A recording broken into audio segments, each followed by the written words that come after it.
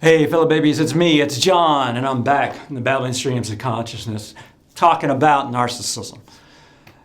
I know there was a lot of videos, two or three videos about narcissism with various guests that I had on here.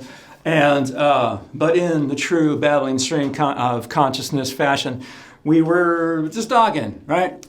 Throwing some ideas out there, talking about opinions, talking about some facts, talking about some stuff, right? But I wanted to clear the air, make it straight, make it less confusing possibly, and here we go. So what may have or may not have been clear in the other videos is there's really three types of narcissists. And I'm not talking, once again, I'm not talking about the diagnosed narcissists. I'm talking about the ones that have a large number of characteristics on that spectrum, because narcissism is on a spectrum, right? And some people are more narcissistic, some people are less narcissistic. What I wanted to make clear is that narcissism is not just the idea that I feel highly about myself. I understood some professors feel like all professors are narcissists, and also, although many professors might be narcissists, all professors are not. The idea was that, we feel strongly and confident about our topic of discussion, our topic of study, and that's true. That's true. They are very learned at that topic. Doesn't make them a narcissist. They might have all of the confidence in the world, and I hope they do. They should. They need to. You have to have confidence to be up in front of that classroom and putting your heart out there about a topic that's passionate about, that you're passionate about, and act as an authority, right, on that topic. You have to be. But that's not what we're talking about. We're talking about a list of attributes that are displayed in a consistent enough manner to make you something else that is also called a narcissist, right? So there's three types, and the three types are the overt, the covert, and the social, right? So the overt, sometimes called the malignant or the stereotypical narcissist, is the one that you think about when you think about a CEO, politician, or something like that. Somebody that's obviously full of themselves. They're putting themselves out there. They will willfully step over the dead bodies that they leave that get in their way, right? These are, they have obvious characteristics, which many of these characteristics are going to be consistent across these three types. They just have a lot of entitlement, a lot of, they're going to feel highly about themselves, a lot of superiority, and of course they're going to lie, and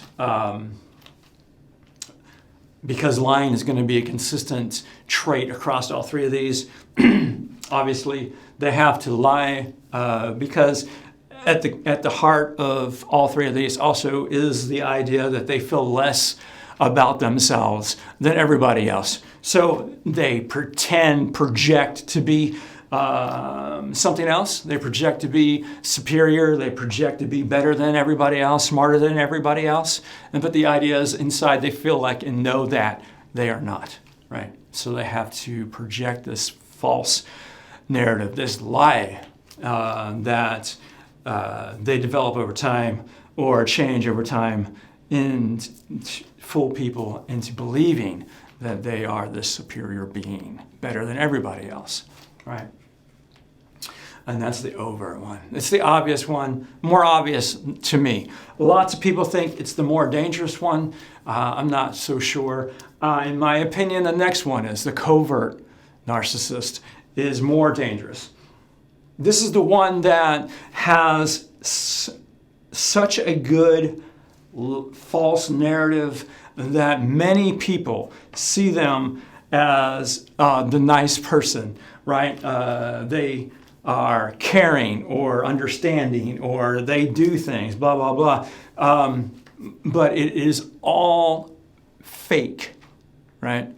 Those things that they did, they lied about them, or they're not really their deeds, they're somebody else's, and they're using those deeds from somebody else to make themselves look better. Once again, remember, many narcissists, or all narcissists, have a hole they have to fill because they feel so empty inside, right?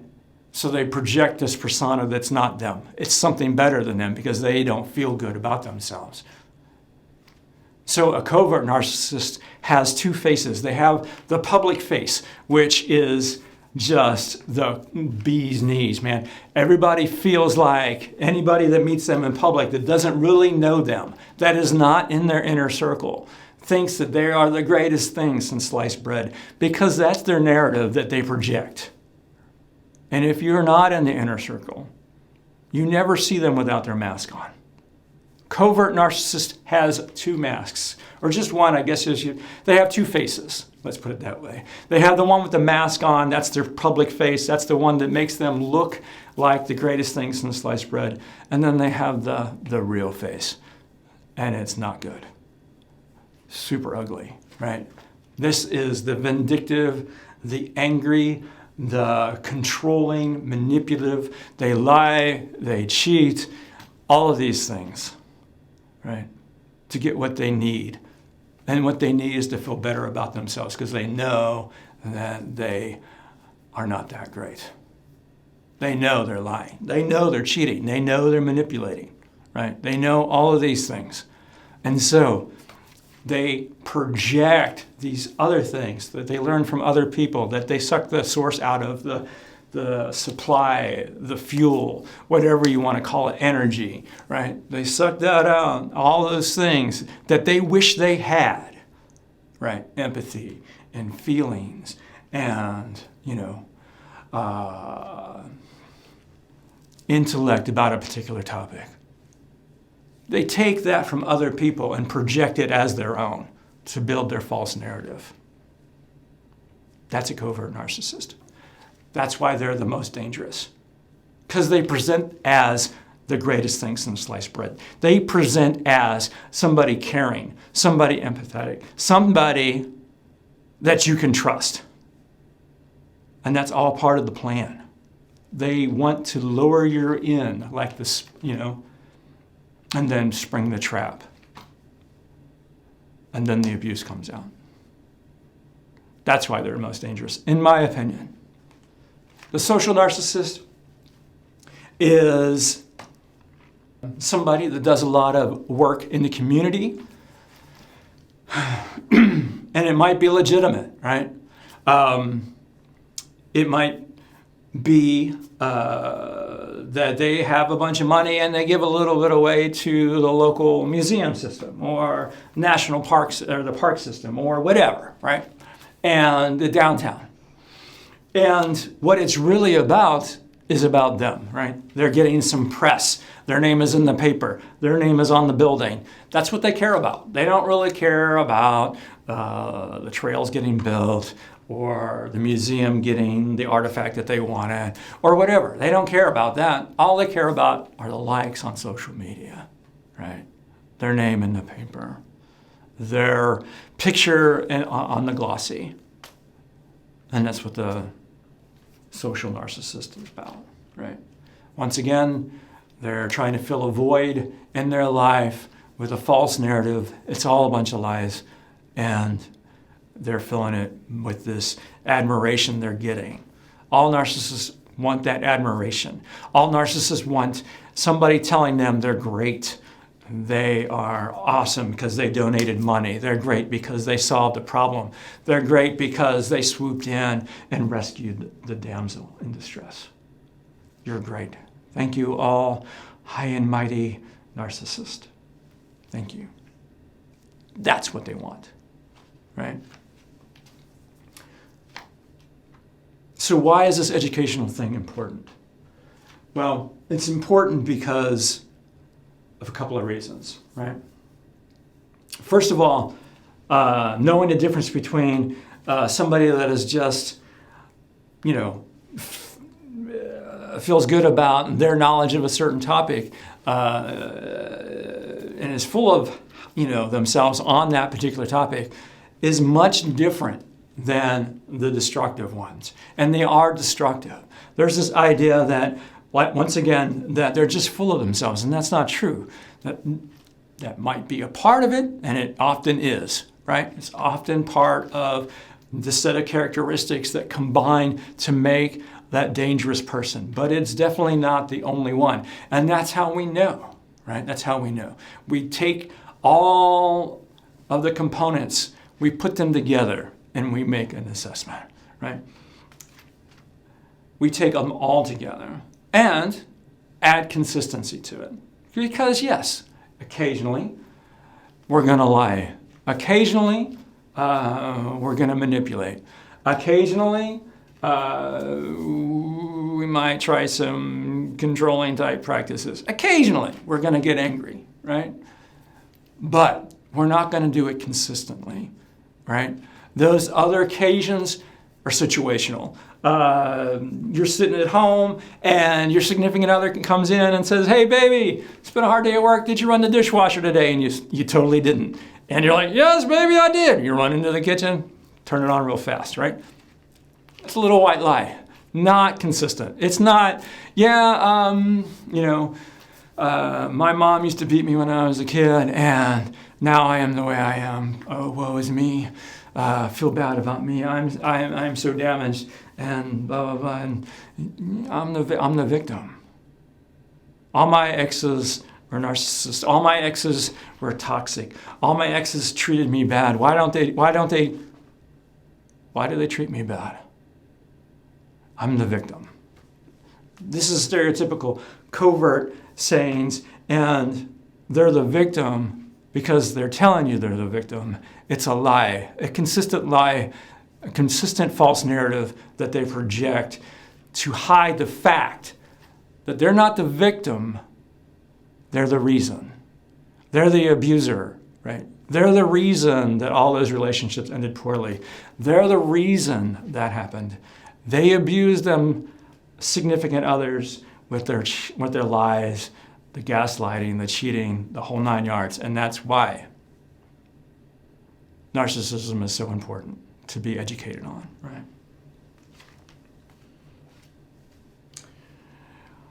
So, what a narcissist wants to do, once again, is get that admiration. They need this supply of admiration to feel good about themselves. So, once they get a person, and it can be a friend, a significant other, a family member, unfortunately, that supplies those things for them. And I guess that's why they call it supply, or fuel, or energy, right? They give them that admiration, that feeling that they have a purpose. But if they don't get it, if they stop getting it, once their mask comes down, they try to control you into never leaving because they need to keep it. They also get supply from the pain they cause the other people. So they'll get supply from the pain that they cause. They'll lie to you. They'll cheat on you. And when they cheat, they don't care if they get discovered or not, because they get supply both ways. They get supply when you find out about it and you're heartbroken, when you're devastated, and then they swoop in and give you the false narrative. "Oh, I'm sorry. I cheated because you didn't start the dishwasher on time. And my mom treated me bad as a child, and woe was me. I had a terrible life, and that's why I cheated." And then you feel like, "Oh shit, I have some guilt for accusing you of trying to salve your own wounds. I'm sorry. Please forgive me for acting irrationally about your cheating. Please give me a second chance to cheat on me again." And they get supply again. That's called a Hoover. And they suck you back in for more supply and more damage, right? So that builds a trauma bond in which they have you bonded to them and they control you the whole time by cheating, lying, manipulating, gaslighting, the whole 9 yards. And then you find out about it, you feel bad about it, and then they swoop back in and they say things like, I'm going to change, and I'm sorry. I treated you, felt bad about that. And, if you had started the dishwasher on time, I wouldn't have done that. And they make you feel guilty. And they apply the shame. They get you back in, right? Sometimes they can't do it to you because you escaped or something like that. And they get these things called flying monkeys to do it for them, right? A flying monkey is simply a person that is an ally to a narcissist. For whatever reason, they believe the narrative that they're talking about. They're the ones that think that the public persona is real. They believe the smear campaign, which is just a series of lies about the victim that makes it look like the victim is actually the abuser, actually the narcissist, and that the victim is the one causing the narcissist pain, is the one causing the trouble in the relationship, right? It's the victim. That's the smear campaign. Makes the victim look like the narcissist, makes the victim look like the abuser. And the flying monkeys buy that. And because they buy it, they believe the narcissist. That support of the narcissist further devalues the victim, further undermines the truth the victim is trying to wield to get out of the hole the narcissist threw them in. Flying monkeys kick the victim back into the hole and say, how dare you shine your light, your truth on our good narcissist? How dare you counter his lies with facts? How dare you present your truth to us? Get back in the hole. And they do that by supporting the narcissist, continuing to be friends with them, to not listen or be heard. When you try to present your story, your narrative, they're dismissive. And they can do it several different ways. They can just be outright dismissive by just not talking to you anymore, by picking a side. They can be dismissive by trying to sit the fence and trying to be friends with both sides. And to the victim, super damaging. It's super damaging because when this is all said and done, when they get out, if they get out, they're the only ones left. Oftentimes, a narcissist will isolate their victims to the point where they are the only ones. The narcissist is the only one this person has to lean on, the victim. The victim only has the narcissist for support. And if your support is the person that threw you in jail in the first place, what kind of support is that? They take away your family members, take away your friends. They smear everybody. They make them look like the saving grace, and you are what's wrong with this relationship. Sometimes they project it so well they make you look like a narcissist. Sometimes they gaslight you so well they make you think you're a narcissist. And who do you get to turn to? Nobody. You don't know who to trust. You don't know what's real. And you have nobody to go to. That's what flying monkeys do. Flying monkeys keep pushing you back in the hole, even when the narcissist isn't there. Flying monkeys keep you alone and in the dark because they support the narcissist. And that's why it's so damaging. In my opinion, there's two types of people that survive these relationships. First one is a short-termer, right? These guys go into a relationship, and I'm talking about a relationship with a narcissist, not a family member. This is a significant other relationship.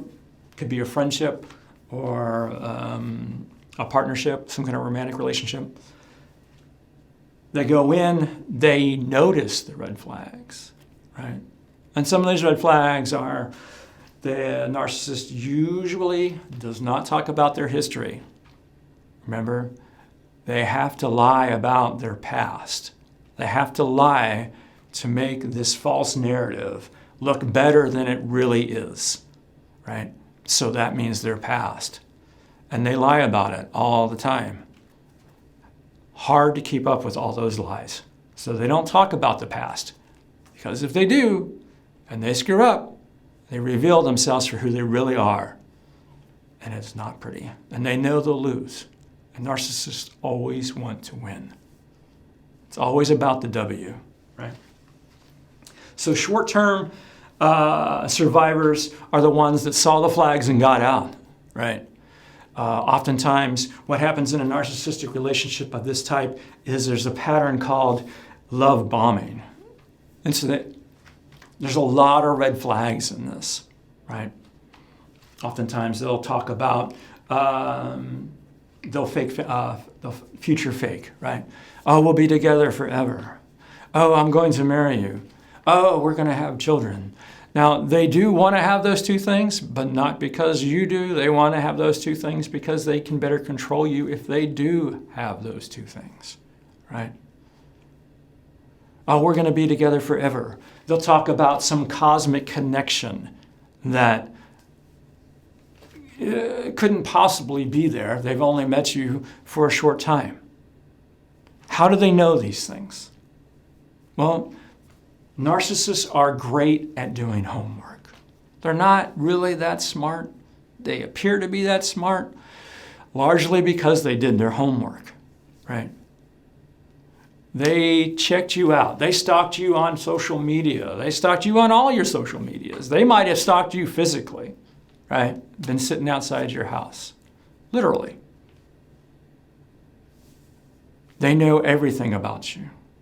They talked to all your friends. They found out what you like, what you don't like, and then they built a world, a narrative that supports everything that you like and makes it look like the narcissist is the best person on the planet. They are the knight in shining armor,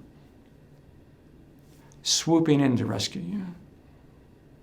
Covert narcissists do this extremely well. So well, in fact, that covert narcissists oftentimes go unnoticed from professionals in the mental health field. Oftentimes, covert narcissists will end up as significant others with people in the mental health field, and they'll never know until it's too late. Short-term ones will see through this. They'll feel weird about it, right? Something's not right about this. They understand or can maybe detect, I don't really know, honestly, how they figure it out. I'm not one of them. But they do. They see the flags and they bounce. That leaves the other ones, the long-term ones. In my opinion, there's no middle ground. It's either you're in there for a couple of months and you're out, or you're in there for years, maybe decades before you figure it out or can get out, right? And at the end of these relationships, this is the alone that I'm talking about. This is the darkness that you wake up in. You realize that this person that you felt was your knight in shining armor has been manipulating you, lying to you, cheating on you, gaslighting you to try to make you feel like you're crazy, gaslighting you to make you feel like you're the abuser and you're abusing the narcissist. They have isolated you from your family, from your friends. They've done a smear campaign against you to make those people feel like you are the abuser and the narcissist is the victim. So that when you come out, when you wake up from their controlling fog, you have nobody to turn to. They're all gone at that point in time.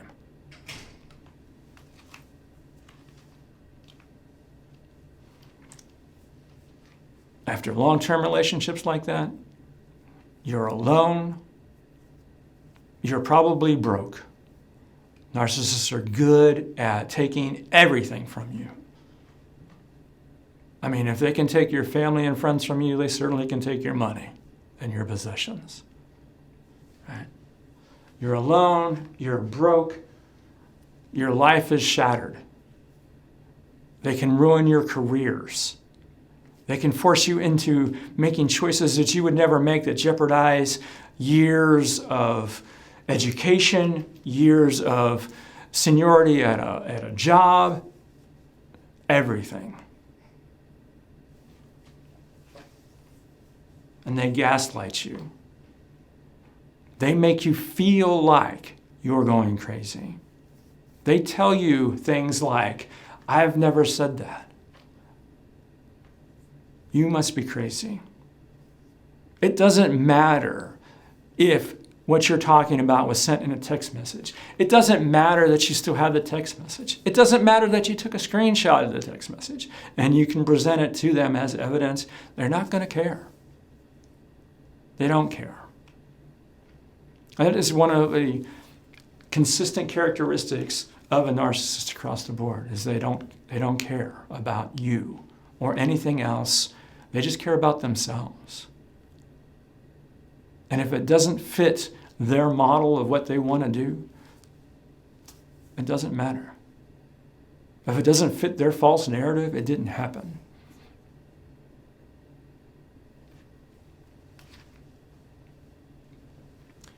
So that brings me to, what can we do? Well, unfortunately, there's not a lot we can do. Some of you might want to fight. I know I did. I was angry. I was mad. I felt mad at myself because I got fooled into believing a false narrative that didn't exist. I got angry because I was taken advantage of. You know, these things happen. What can you do about them? And like I said, nothing. You can try to get revenge, but as I said prior, the narcissist they're not gonna care. You can present evidence, and it doesn't matter. Difficult to convert the flying monkeys back to your side because they believe the narcissist is such a nice person. It's over. Just move on. That's all you have. They don't care. You can't prove that they were wrong. You can't prove to them that they're the abuser. You can't tell them they're a narcissist. They don't believe you. They're not going to go to therapy because they don't think there's anything wrong with them. They're just going to move on to some new supply because that's easier. And that's it. If you do nothing, which is the best solution, sad, but it is, there's a certain number of strategies to do. Now, sometimes this is the only one that you have, especially if your narcissist is a family member, or for whatever reason, you're a significant other and you just want to stay. In my opinion, you should leave. Bounce. It's going to be better in the long run. But if you can't, if you have to stay, you can do something called gray rocking. It's interesting because it came up in my news feed recently. It must be that narcissism is being noticed by more and more people. So gray rocking really works. It's difficult to do. Basically, the concept is simple. You just pretend or behave as if you're a gray rock, which is just the most boring rock on the ground. Something you don't want to pick up. There's 1,000 of them on there. Nobody cares. But most importantly, a narcissist doesn't care. So if you can become boring or just do your job, if you happen to be working with a narcissist, you just do your job and go home. You don't react. You don't get drawn into any fights or confrontations or anything. You don't show any emotion when you're hurt or excited, because a narcissist can take advantage of both of those, and they will. If you're just a gray rock, just unexciting, a narcissist will eventually lose interest and move on. Basically, what the gray rock does is starve the narcissist of supply. And remember, they want that admiration. Supply and admiration are almost the same thing, right? They need that source of energy, negative or positive, in order to feel good about themselves. Because if they made you feel terrible, well then now you're in a worse spot than they are, and they feel better. If they see that you're having a good day, they'll purposely wreck it so that you have a negative reaction. And once again, they see you as in a worse spot than they are, and they feel good about themselves. That's why gray rock is important. If you never show those emotions, then they won't get that source, that supply, and they'll move on. And that's the only way you win. It's the only way. Well, that's my talk for today. If you like it, leave some comments. If you don't like it, also leave the comments. Click subscribe, ring that bell, whatever. And I'm sorry today was such a downer. It wasn't very funny, but I felt like it had to be done. So fellow babies, I'll see you next time on the Babbling Streams of Consciousness.